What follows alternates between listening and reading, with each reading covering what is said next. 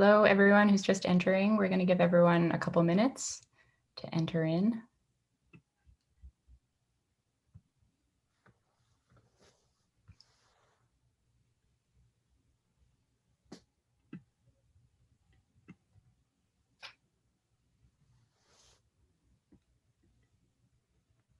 Welcome, everybody, to Inside the Workspace. We're just giving it a couple minutes for everyone to enter in.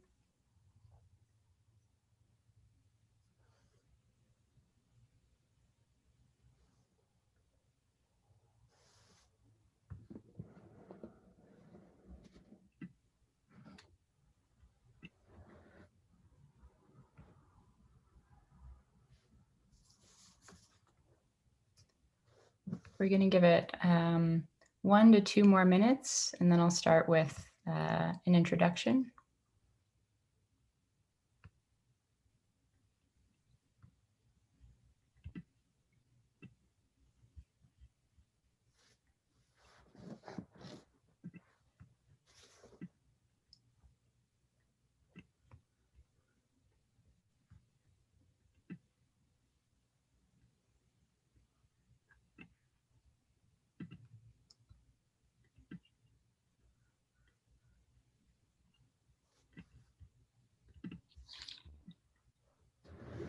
Okay, I'm going to go ahead and start.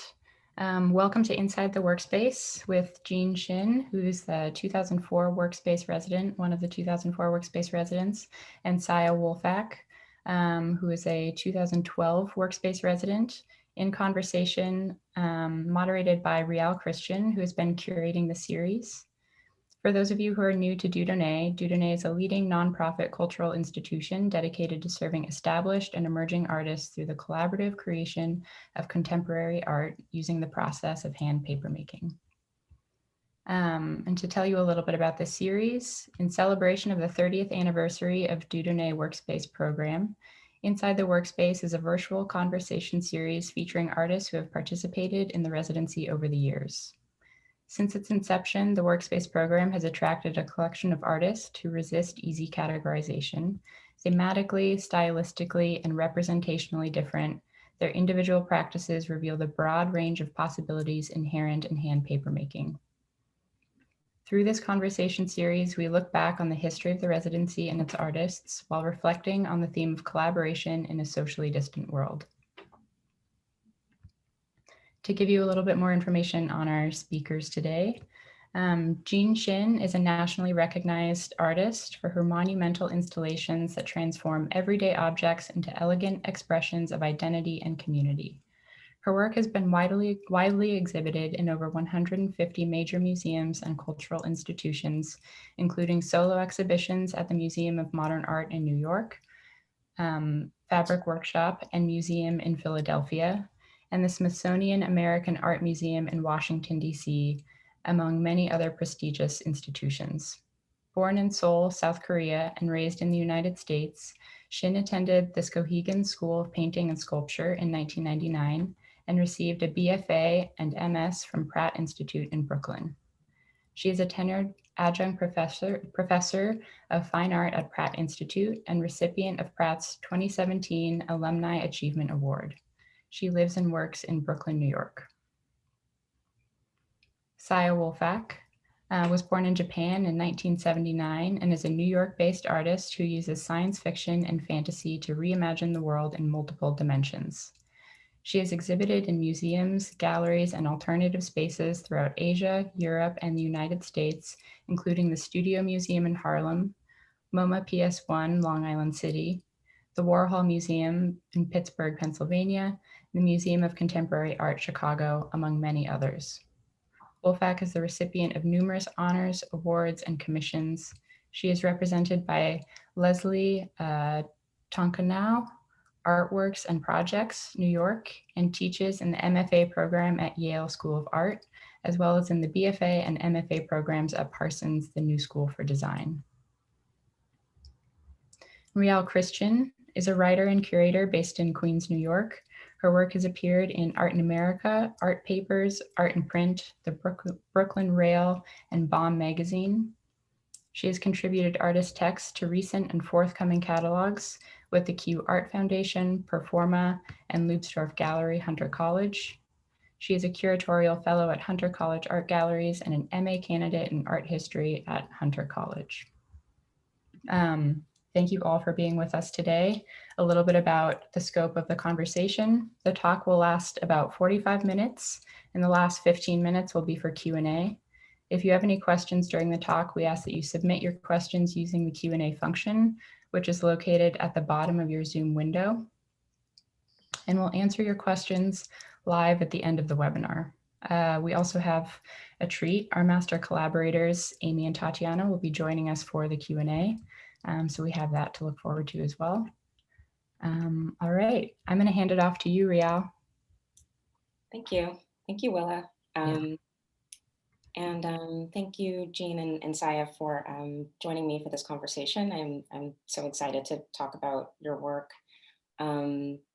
So I wanted to start with this image because in looking through each of your bodies of work, it's been really interesting and rewarding for me to draw connections, thematic connections between your works that may at first not seem obvious. And I wanted to start with this image because, Jean, this was installed the year before your residency at Dieu Donné, or the year of your residency at Dieu Donné in 2004.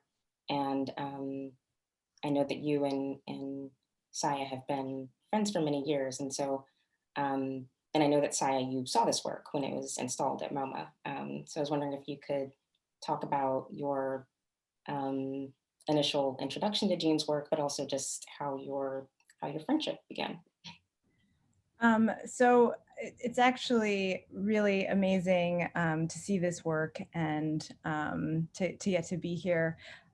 Thank you so much, Rael, for the invitation and for the invitation from Dieu Donné to participate in a celebration of a place that really transformed my practice and really made a significant impact in my relationship to paper and paper making. Through my deep collaboration as an artist in residence with Amy Jacobs, who is going to join us for the Q&A later. So, when we had the preliminary conversation about this, I mentioned that this was a work that I saw in 2004 when I was visiting New York as a graduate student at the School of the Art Institute of Chicago.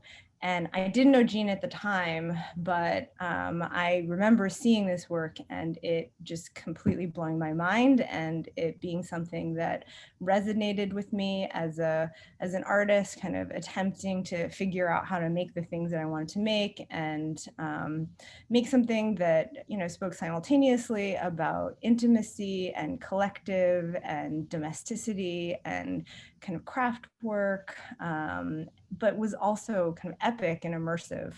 And as an artist, just figuring things out in graduate school, second year graduate student, seeing Jean's work just blew my mind at MoMA, and so much so that I see a lot of work, and I remember seeing this work. I deeply remember seeing this work. And so I'm really glad that we're starting with that image, because subsequently I had the great pleasure of meeting Jean and being in community with Jean and encountering her at galleries and events and becoming friends over time. And actually what's really funny is the project that I made while I was an artist in residence in 2012 at Dieu Donné was made for the Montclair Art Museum, where I know Jean also had a solo show right after I did. So there are these like beautiful synchronous connections that I really like to celebrate between artists and artwork and institutions that support us, and also our communities that support us. And I think this work is a great way to kind of enter into that conversation. Mm-hmm. Thank you so much for, again, bringing us together. And I think that's a common thread as well. We work so hard in making these works, and then to hear the impact that it could have on a viewer, someone who I hadn't met and who wasn't involved in the project. This is my first show at a museum, and it happened to be the Museum of Modern Art, of course. And I really wanted to look at what institutions are like. And it's not just a place, it's not just a history, but it's the people at the time that make that community possible and the museum's work visible. And so this was an exhibition where I invited the curators to collaborate with me with their staff and to look at the clothing that could represent this community that really is behind the scene as a cultural producer. And I felt like we were all part of that conversation, that whether it's my work in the show or on the viewing audience, or I'm working behind the desk somewhere, or, so there's all this, or the curator doing the writing and researching, So I wanted to talk about those like invisible bodies at work, and how they really frame it. But of course, this institution, MoMA, is full of hierarchies from the get-go. So I wanted to fragment and deconstruct the body, whereas Dieu Donné is a site where it's generative and it's really process-oriented. It's not,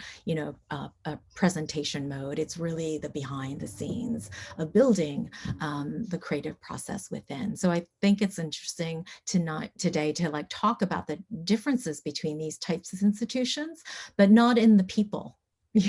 Because actually we present in both communities, and so I think it's a real celebration of the ties and the connections we have, as opposed to just that the spaces are really different.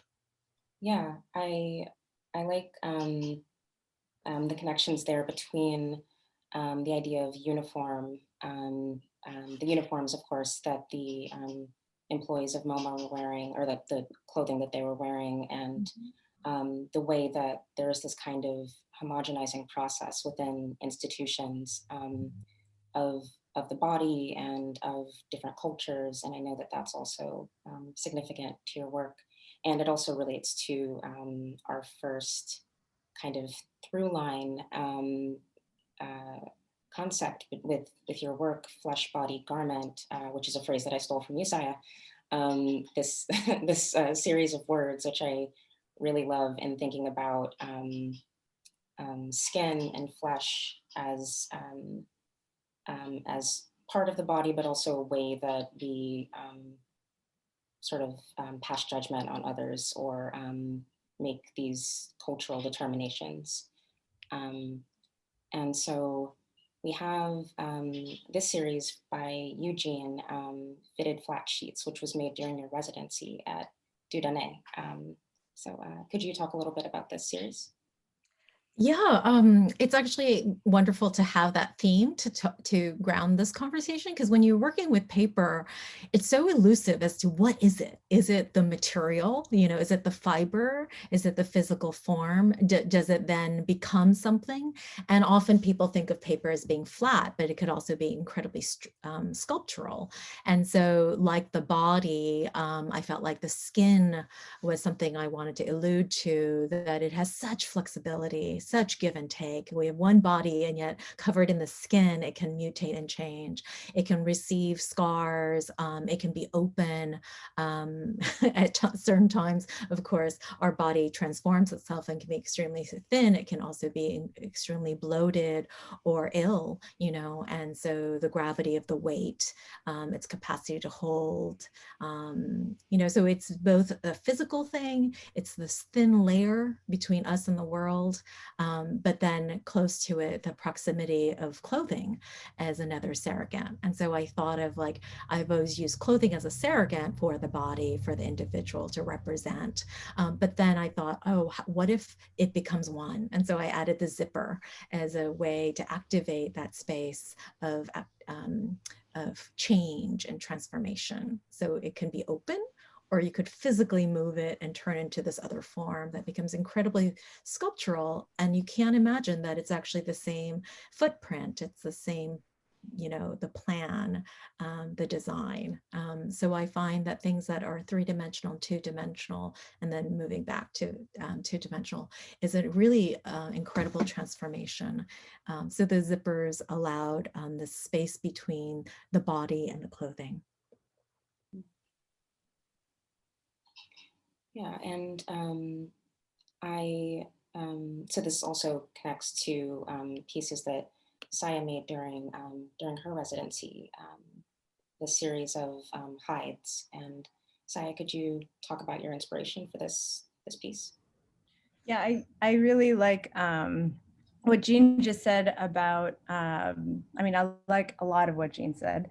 And Rael, I really appreciate all of the through lines that you found, because I've always felt incredibly connected to Jean's work. And I think you pulled out a lot of themes that I don't think I could have identified by myself. So I really appreciate that. But the hides were, basically, they were made for the Montclair Art Museum for the first iteration of a project that I made called the Empathics. And as a part of this exhibition, the Empathics, these fictional people, lend their material culture to the Montclair Art Museum, and their Institute of Empathy basically, signs a loan form and like lends their material culture to the Montclair Art Museum, and they tell the story of their morphological, genetic, and social transformation in the museum. And when I was making that work, I was thinking a lot about actually what Jean was talking about, like in a way, the kind of dystopian and utopian impulses of institutions, and how to kind of playfully tease some of that material out. And so, in the process of their kind of morphological transformation, the Empathics basically opt into this state of interspecies hybridization. And then after they've opted into this process, they molt their skins. And so these hides are these molted skins, these as if they've gone through a metamorphosis. And then they embellish their hides. They basically, they paint them, they decorate them, they do all these things to them, and then sell them to perpetuate the research of the Institute of Empathy. So they're intended to be these really kind of beautiful objects that are also intended to interact with with capitalism. So it's like what happens when utopian desires and utopian instincts are constantly being mediated and intersecting with the drives of capitalism. Like what happens then? So you end up with an object which is is beautiful and embellished and consumable, but then it becomes this kind of like floating signifier, right? So that was kind of a big part of that project, like the compositing of this utopian impulse with the dystopia of actually interacting with institutions. And in the final installation, the hides are shown. I think this is not the installation. The hides are shown in a reconstruction of the Institute of Empathy, kind of splayed, and so they're intended to be kind of violent, right? Like they're beautiful, but they're kind of violent as well, as if the body is being stretched beyond its limits, and it was really amazing to make these at Dieu Donné, because I think the hides came first, and then through playing with the material, so these were made in linen, these are cast linen hides. Amy introduced me to abaca as well, the material, and that's what the image on the left is. It's they're laminate cast abaca sheets of paper over forms. And so I was able to kind of begin to make the skins out of the plant material as well. So and the empathics are these kind of hybrids of plants and humans. So I really like that their skin was made of abaca, like banana leaf paper. Yeah. Yeah, and I feel like the relationship between the empathic shedding their skin and reusing it as a form also relates to Jean's work, and much of your work, Jean, has to do with recycling these mass-produced materials that are often discarded the minute they have the tiniest of flaws, and reusing them to create these new hybrid forms. And so this piece is also, the series, or this installation is also called Hide, coincidentally.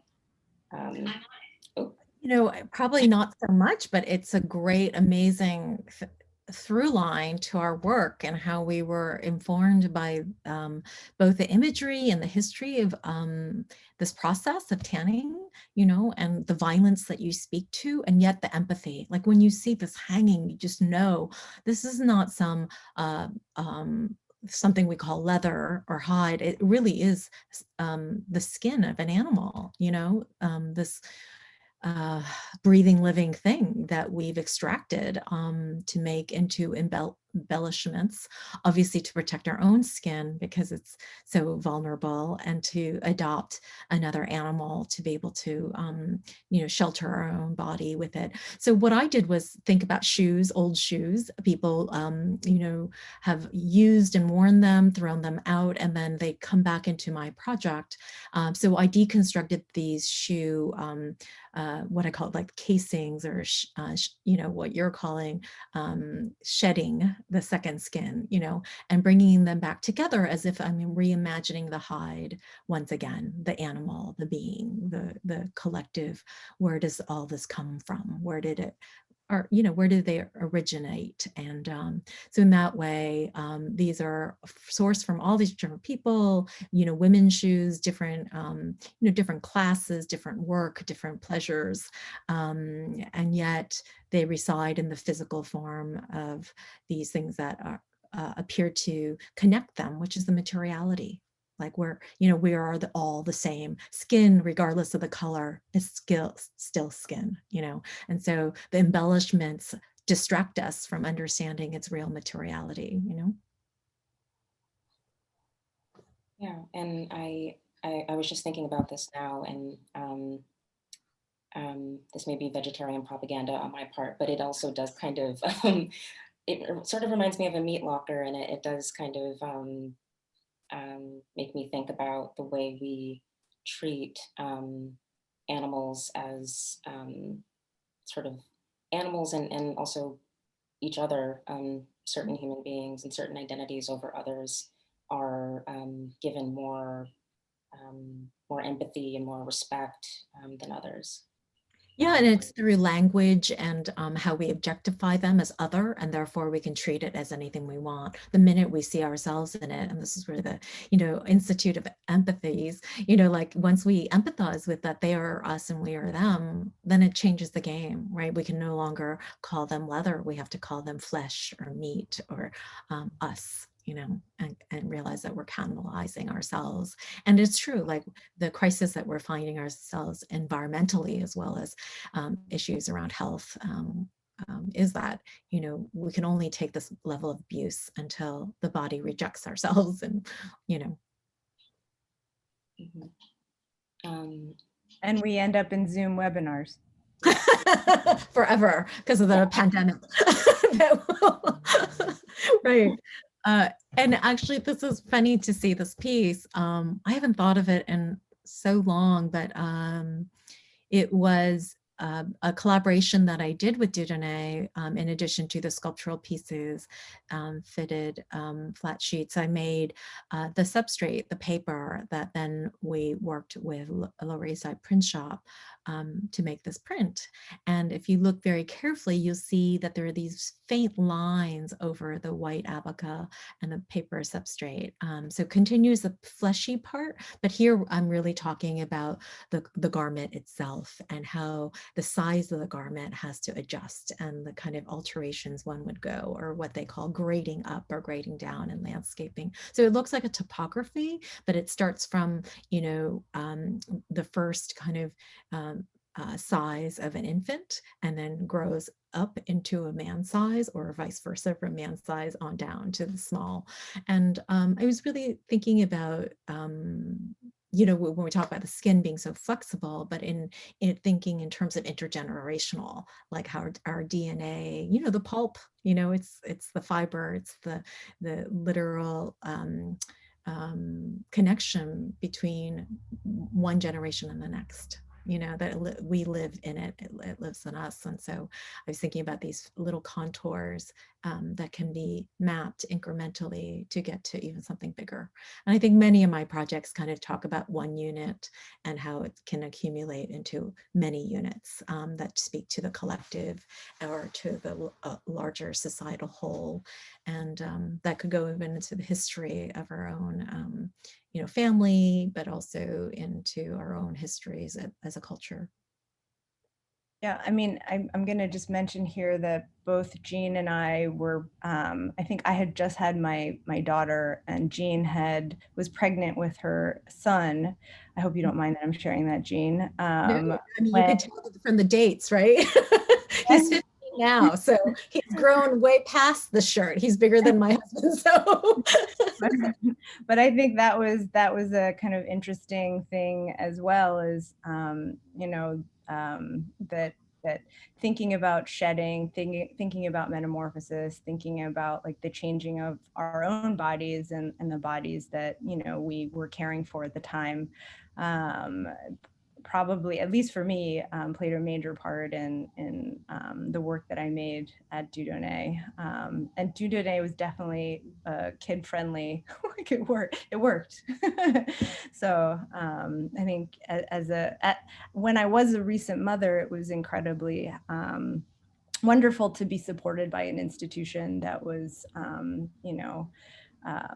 capable of supporting me when I was absolutely terrified that it wasn't going to work.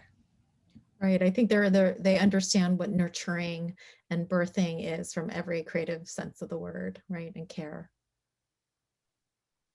Yeah. And Nancy Cohen, the first artist who joined me for this conversation series, I hope she wouldn't mind me saying, but she was also pregnant with her first child, I believe, during her residency. And we talked about, during our discussion, we talked about how her works and how she creates these paper skins using pulp, and how they also have these expanding and contracting forms that have a really beautiful relationship with your work, Jean.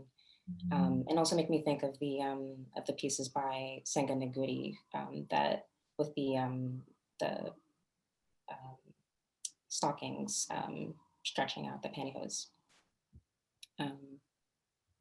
Just another type of garment. And then we also have this piece by Eugene. Yeah, it's actually interesting to think in terms of like a container for the body, because these are pant cuffs. And so they are in essence no longer needed because it's the deficiency of one's height to fit into the standards of pants and measuring up to something. And so I was really looking at like how our bodies are so unique, and standards don't really work. And yet, so what happens to these things that don't enter into our world? And so I sort of rescued them from alteration shops and started to prop them up and create a landscape, but also a space that they occupy, since there was no need for them. And it is almost like a very hollow, there are skins because the body doesn't exist. So it's really calling to the absence and the presence that it suggests.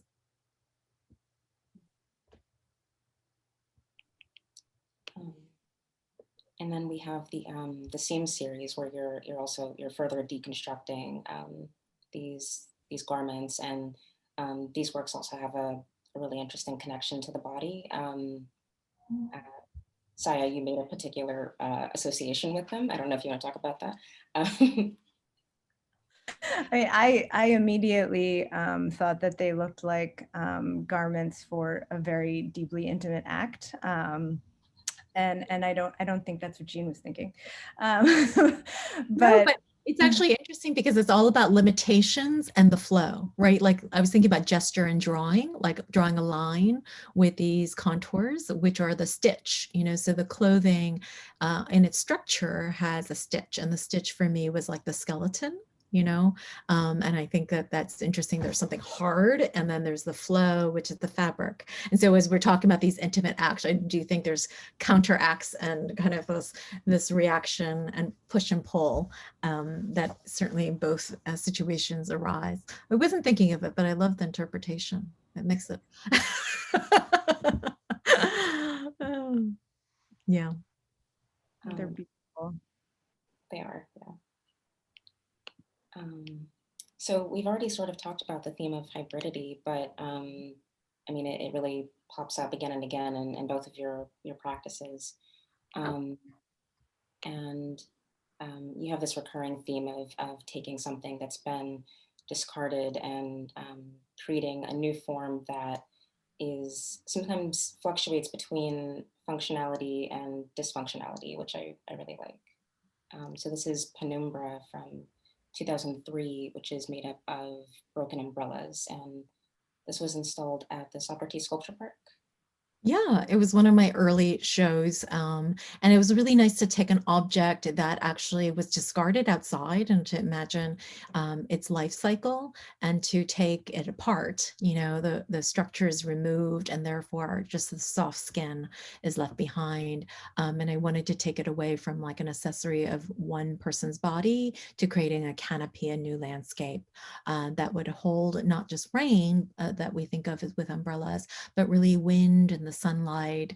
It's very interactive. It like harnesses and, you know, is kinetic with the wind, but also shelters us from the sunlight. So it has a different function than the one that we maybe abandoned. And I just love that these objects can embrace in its new life different needs that we have collectively more than individually.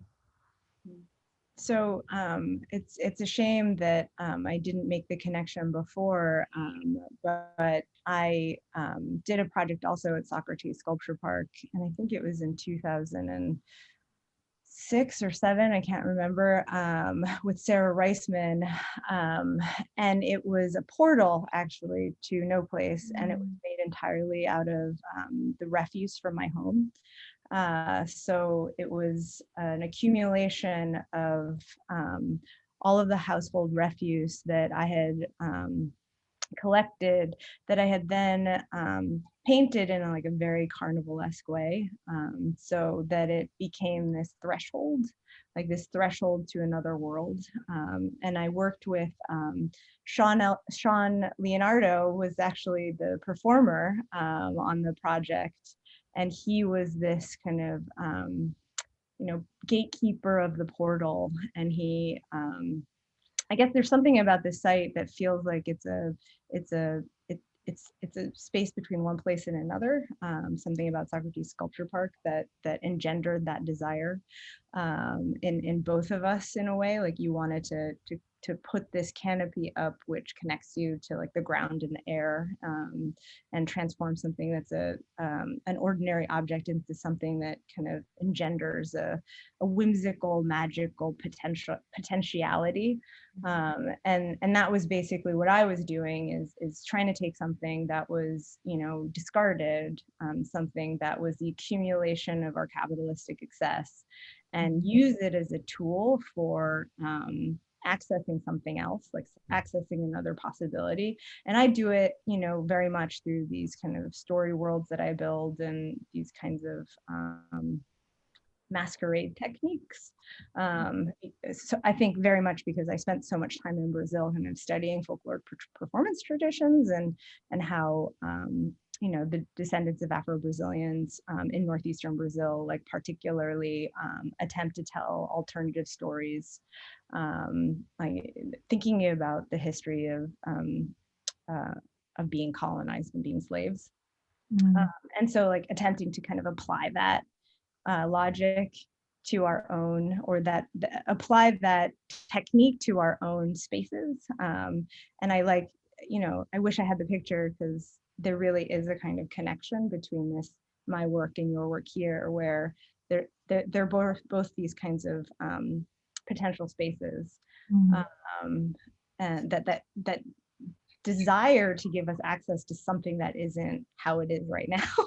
I love that you mentioned that, because Socrates is such a beautiful, and shout out to Sarah and Sean, but really Mark de Suveru, who reclaimed this landfill.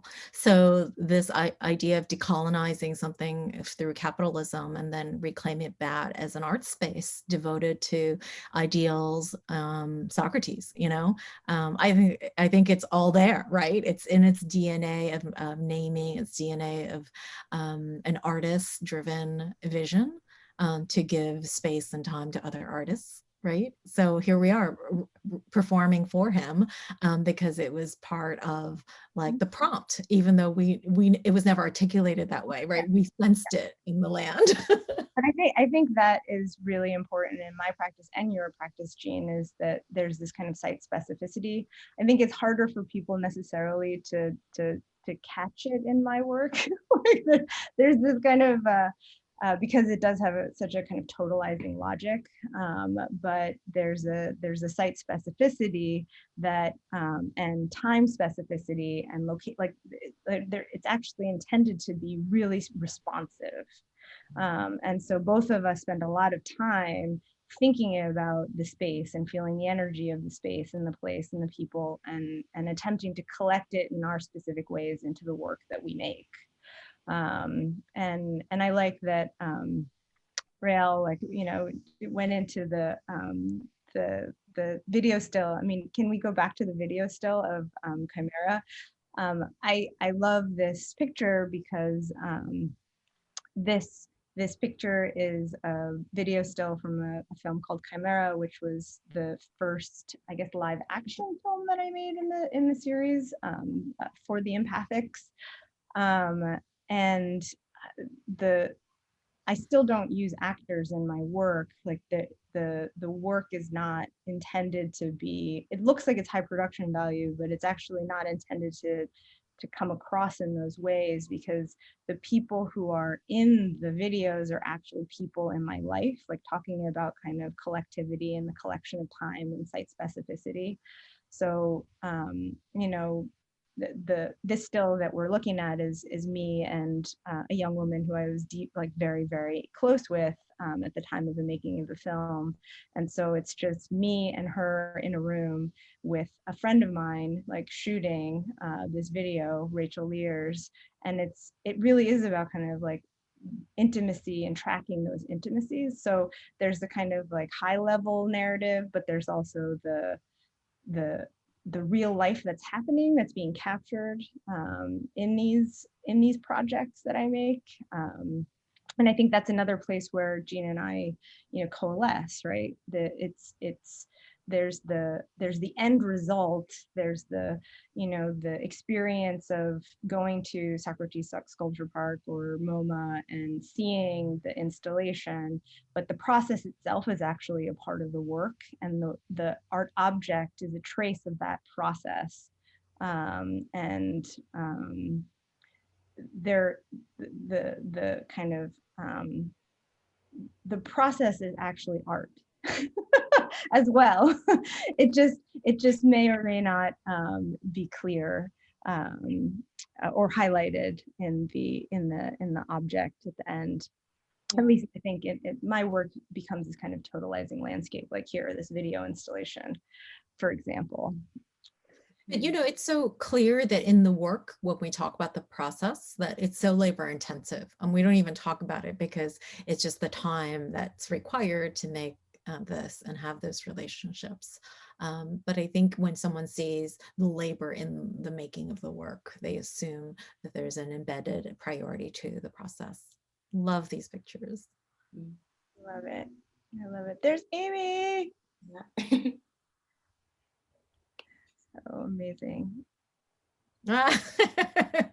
And so a little peek into my process. This is a work which actually, again, in light of this conversation, these phones are, collected from the Bay Area and, came out of a site-specific idea thinking about the Silicon Valley, in an exhibition in San Francisco, and also the beautiful landscape and how perhaps these two ideas are in contradiction or paradox to each other, how we're so driven to use our phone and technology to connect as we are via Zoom, but then forgetting that in doing that connection, what happens not only through the software and the interface, but really the hardware, the physical form that is a consequence in our desire to connect. And so these phone remnants are obsolete technology, our old phones end up in the landscape and literally creating a landscape of its own. And you could see from this, make this incredible wooden armature that holds all these heavy attachments of the phone. And the phones becomes like a skin, there's both the tool and the resource, but they become literally the screen world, another skin. So this has replaced our need to live in our own physical bodies because we can live on the screen all the time, right? So it is the new skin, as we can name it that, and our avatars, performing in the ways that we want, but also in the ways that we don't want. Well, I like there's another connection there. Did you work on this project with Mark? Is that Yes. You worked on this? Another shout out to a common Mark. What's up, Mark? Love Sarah. But the other connection. We name Alex too from Montclair. We love it. I was just texting with her earlier. It's funny. But the thing I wanted to say about the portal, again, like that portal at Socrates Sculpture Park, was that the concept was that the people from no place, who are these like people from the future world, can take our technology, our refuse, because they're from the future, so they're like dealing with the refuse that we've left behind. And so the portal was sent back from the future for us to get access to them. And so they take our refuse and they can actually turn it into something that is usable technology. So it's no longer like it's been, and of course, like that project was about kind of anthropology and the flaws of anthropology and utopianism and like the impartial view, the pseudo impartial view of science. Like that was what that project was a lot about. But there was this through line, which was about like, what do we do with all this waste? like how can it? And I love, that you're now saying that your inclination was like, let's make a landscape. Like if this is the landscape we're building, then like let's build a landscape out of it that's not actually something that we discard. It's something that becomes something else that is valued and valuable, because otherwise it does just produce landfill, and it just seeps into our bodies and becomes toxic. Yeah, so I think it's really interesting, like even at the level of some of these like conceptual spaces, even though the materialization is so distinct, like so different, like there's this kind of continuity between the work. And I forgot to include the caption, but this is Huddled Masses and the installation Pause from 2020 at the Asian Art Museum. Thank you. And speaking of landscapes, that actually segues really nicely into the next sort of through line. And so I wanted to call this sites of memory, and I'm thinking about memory and sites as both physical and conceptual or metaphysical spaces, where memories, whether individual or collective, cultural, can embed themselves in a material presence. And Jean, I know that so this is graphed settings. I know that the background of this piece has to do with the object itself, the medium itself, and its connection to family histories. Is that correct? Yeah, and so I was thinking about this object that comes from a setting and like in a household where you would set the table, and how even in the design of this flatware or in an heirloom, like a family tradition, you are taught and inheriting this kind of tradition of culture, you know, setting the table, and which tradition that might be. The British, the French, of course, we have the Asian, which are chopsticks. We don't even need forks and so on, you know, so all this is culturally specific. And yet then readily available for consumers. So I was talking about like the production space of trees and taking this domestic object and trying to look at the landscape, and how the landscape has also been cultivated and marked by the cultural priorities, and maybe we can call it, you know, colonizing it as well, seeing it as something that is part of our tradition and right to own and to mark, and how really how the landscape has changed so much. And so the whole grafting idea of these trees is like it's trying to fruit, but yet it's not a natural process. So when you graft a tree, you know, you're taking the roots that are strong in one plant and then transplanting another bud onto another. So it's really the process of hybridity that we talked about earlier, like two species coming together to harness the resilience and power of both that could never happen organically or naturally.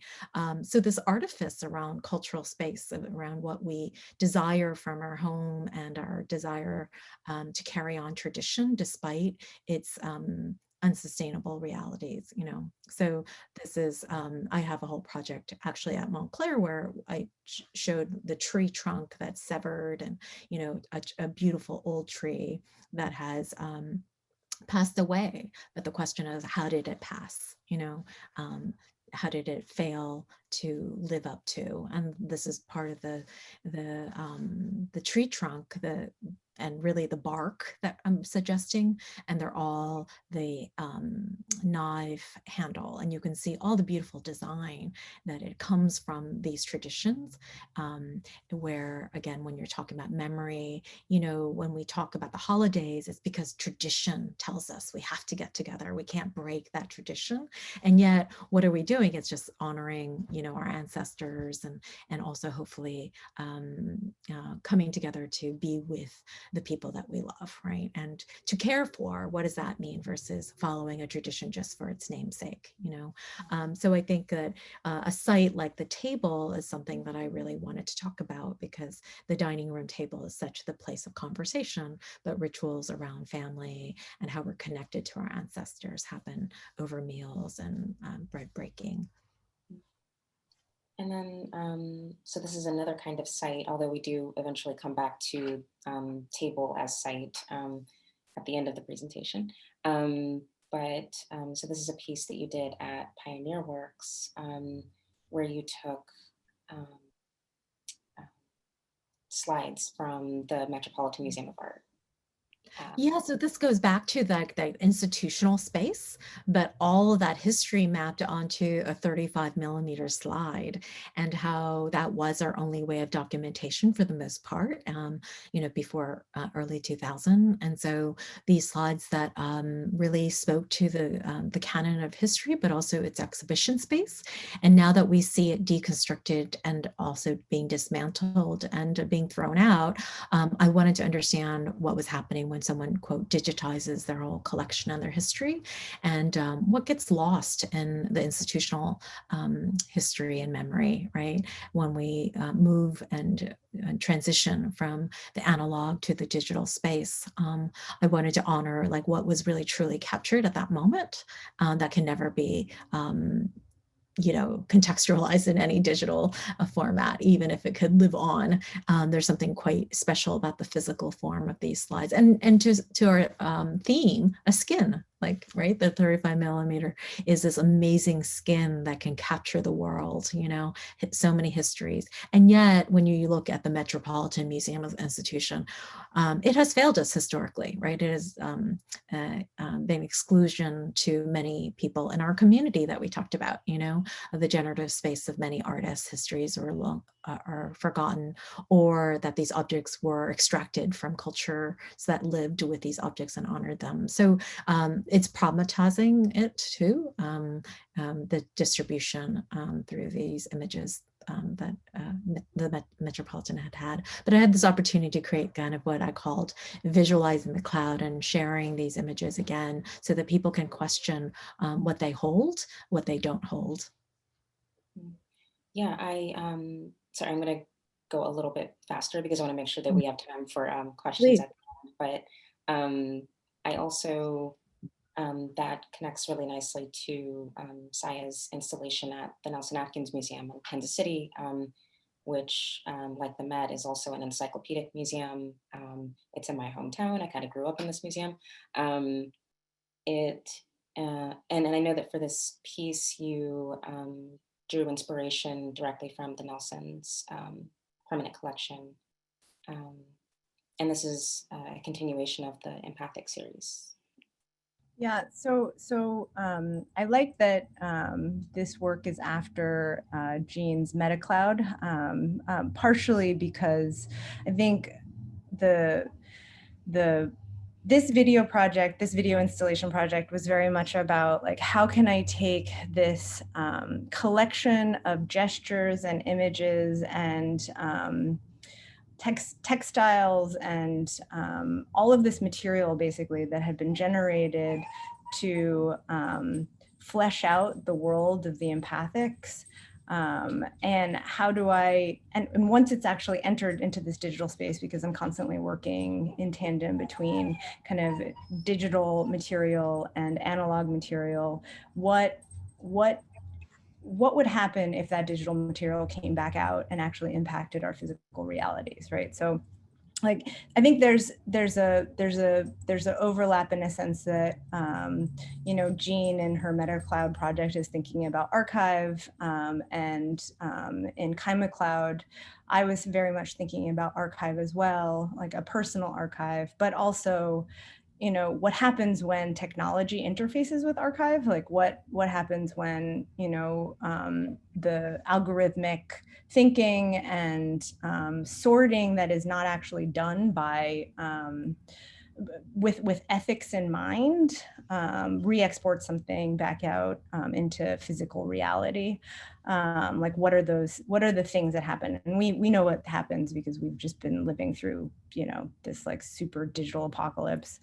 But I wanted to, because of the way that I operate and because of the way that I attempt to generate my work, I kind of toggle back and forth between dystopias and utopias. And so the project before this called Kymatech, not the slide, but the project that I did before this was very much about what happens when, dystopian thinking takes over research-based nonprofit thinking. Like what happens when corporate thinking takes over nonprofit Institute of Empathy. And after working in that space for a long time, this project called Kymatech, it started making me crazy, and I wanted to think more about what are the possibilities of an ethical export. Like what are the possibilities of an ethical export, and what are the potentialities of creating these spaces within the context of the fiction of the KymaCloud. for an ethical export.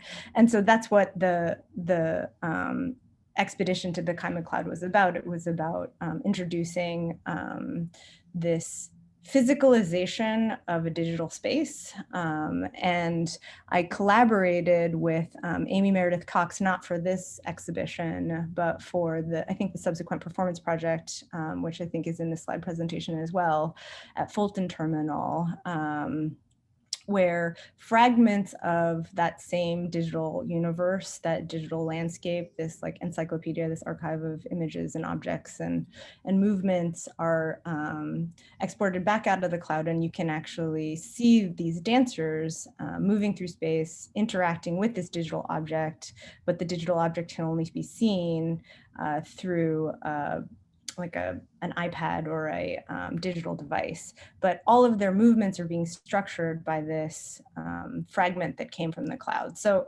like that was the premise of the project. Like how can we have, like, what are utopian ways that we can actually move through space when something digital gets re-exported from this like contentious digital landscape. So we did this performance in Fulton Center, which was absolutely beautiful. And I love that it was an everyday space as well, because it's really important to me in my practice that the work doesn't just exist in places where, you know, not everyone has access. So I do a lot of work in kind of public spaces, chance encounters, things like that.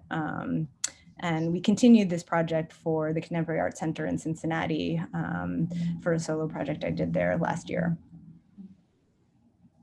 And then that also connects to Jean's work. And Jean, you do a lot of works in public spaces. And I liked having these two images next to each other. In our preliminary talk, we talked about the mall as a space, and Jean Baudrillard and how he refers to the mall as a drugstore that kind of offers consumers a way of designing and sort of personalizing their everyday environments, which I think is kind of relates to the idea of a utopian vision.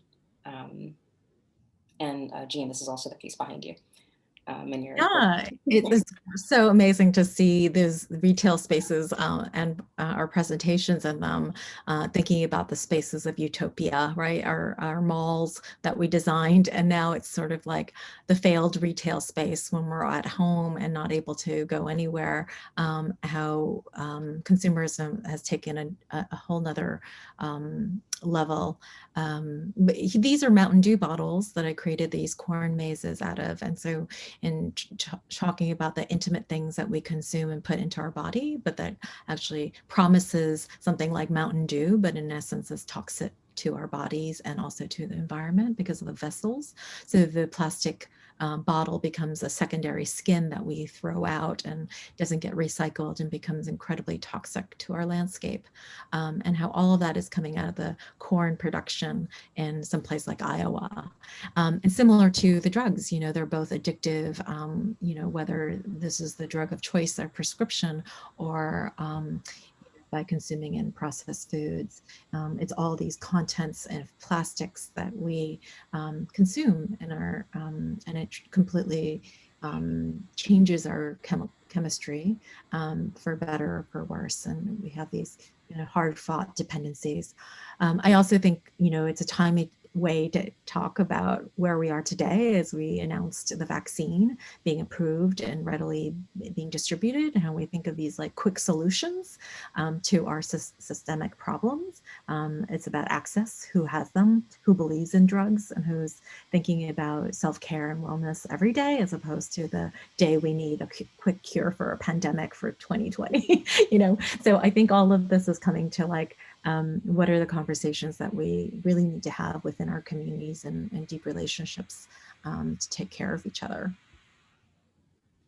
Yeah, we talked about how there's this reckoning happening in so many different ways with a new awareness of social disparities, but with the vaccine, I think it is, like you said, seen as sort of a quick fix for a very systemic issue in our society. And there is a way that we need to reckon with the way we treat each other, and the responsibility that we have for one another, which I think is ultimately what the Empathic series is about, Saya's series, and having a level of responsibility for one another, living in a society that we don't always get to see.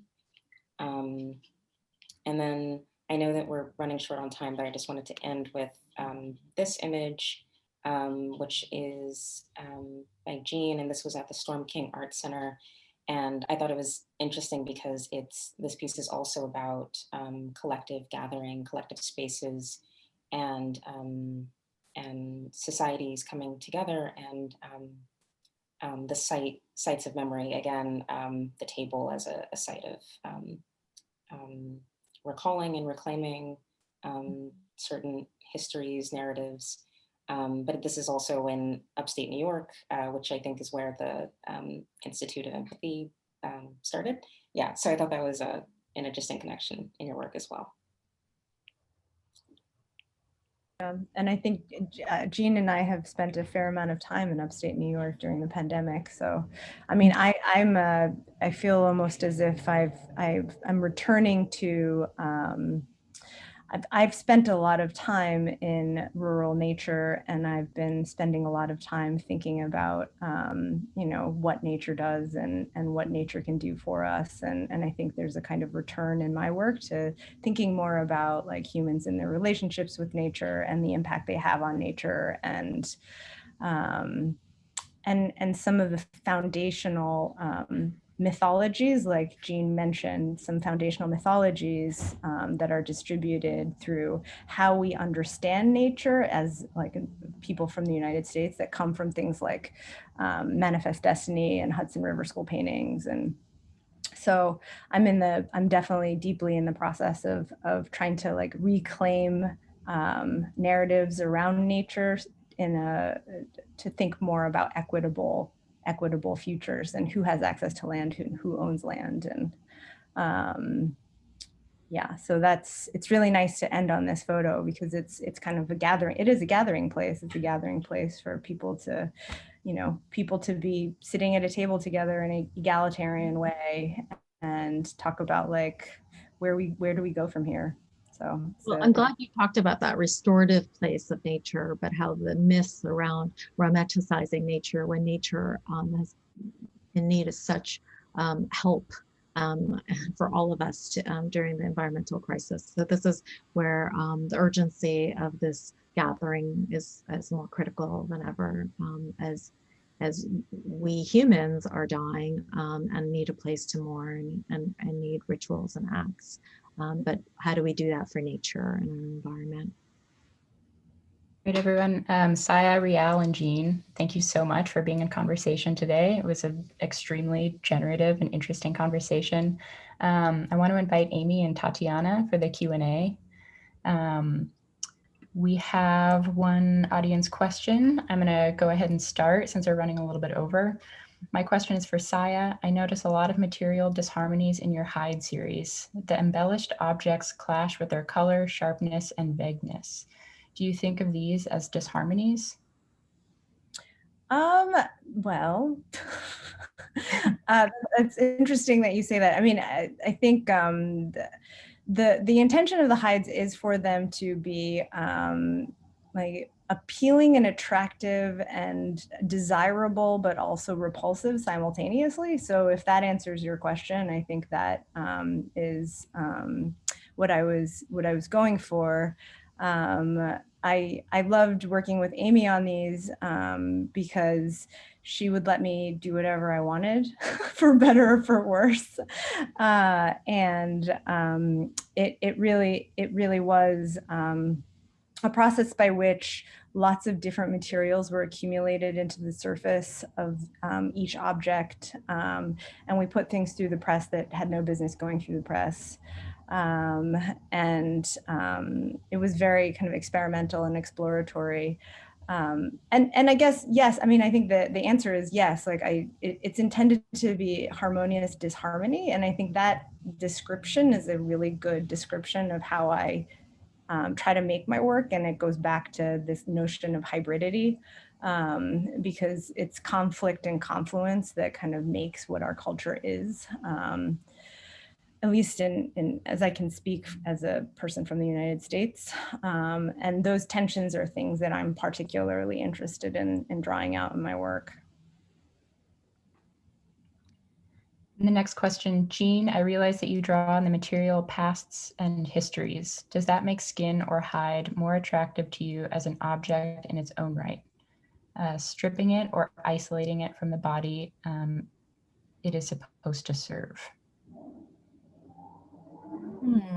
I mean, I see the hide as being fluid in our lives, and we kind of connect to it. So I see that, you know, just like the fitted and flat things, it goes back and forth from those ideas that it is still coming into other beings. It still informs, it still gathers, it still does its function. You know, I just want to remove it from kind of its capitalistic and consumer ideas. So these shoes are no longer for fashion, I guess, you know, but as a hide, it can still wrap, it can still hang, it can still protect, it can still be the body.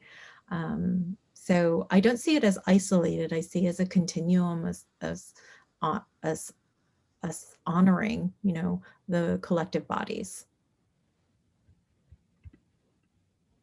And then Amy and Tatiana, I wanted to see if you had any questions